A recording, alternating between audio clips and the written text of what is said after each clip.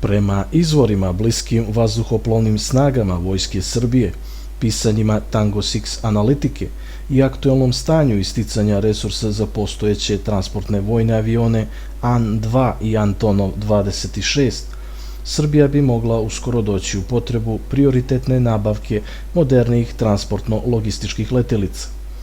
Imati transportne letačke efektive veće kapaciteta i sposobnosti doleta i poleta na raznim površinama po dimenzijama i materijalu sletnog područja je neophodnost svake armije u svijetu. Srbiji ističu resursi krajem 2025. godine i mora se odlučiti za nabavku i unapređivanje transportne letačke flote vojske. Ovaj segment vazduhoplovstva je neophodan iz više strateških razloga, kako u borbenom, tako i u mirnodopskom smislu. Srbija učestvuje u mirovnim misijama, vježba sa raznim nacijama u regionu i svijetu. Transport i logistika kao i usluge stranih zemalja su veoma skupe, zato je bitno pokrenuti sopstvene resurse i efektive. Španija je u više navrata ponudila predugovor za nabavku C-295 kompanije EADS CASA, koji može da zamijeni An-26 i unapredi transportne mogućnosti pešadije i opreme. Ali šta ako bi Srbija nabavila kapacitarni strategijski transport koji bi u potpunosti zadovoljio vojne logističke kapacitete transporta na duže staze, da ne brine o dopuni goriva, preusmjeravanju i višestepenom održavanju letelica? Špekuliše se da bi Rusija mogla ustupiti jedan od svojih kandida, Iljušin Il-76. Ova leteća gromada ima jednu od najboljih taktičkih mogućnosti i pravi je kralj transporta nakon Antonova 120 Ruslana, najvećeg transporta oružanih snaga i civilne opreme, i prevazilazi čak i modernizovani C-130 Herkul američke vojske. Srbija bi mogla ući u pregovore o iznajmljivanju ili leasing opciji nabavke ove letelice. To bi definitivno promenilo odnos strategijsko-transportne spremnosti i logistike u regionu, a i šire. Cijena full vojne varijante se kreće od 60 miliona američkih dolara.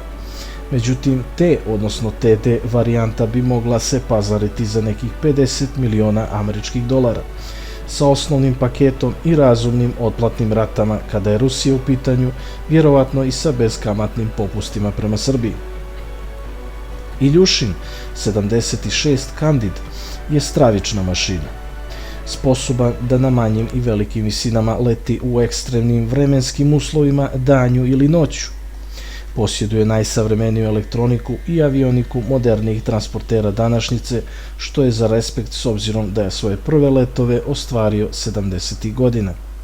Može da ponese između 150 do 230 duša, pa do branaca pešadije, ili opreme u neto vrijednosti preko 157.000 kg uz masu same letelice. Opremljen je dvoprotočnim turbomlaznim motorom sa 4 jezgra Solovjev D30KP PS-90A oznaka 76.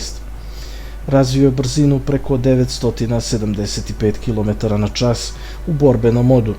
U modu krstarenja, takozvanim economic brzinom, ističe se na 850 km/h. Karakteriše ga velika interkontinentalna letačka mobilnost i pokrivalica od preko 5000 km radijusa. Maksimalna visina i plafon leta je 13.000 metara u visinu. Neki modeli su otkriveni i na preko 15.000 metara plafona leta. Letelica se modifikuje ili dolazi u više varijanti. Iljušin 76 brat je blizanac i izvodnik Berajeva A-50 letačke AVAX stanice vazdušnih snaga Ruske federacije. Može biti eksportovan i kao varijanta TP za civilno-mirnodopske misije u saniranju požara i snadbijevanje vodom iz vazduha kao tanker. Ova letelica može biti modifikovana i kao aviotanker za izvor goriva vojnim letelicama u vazduhu.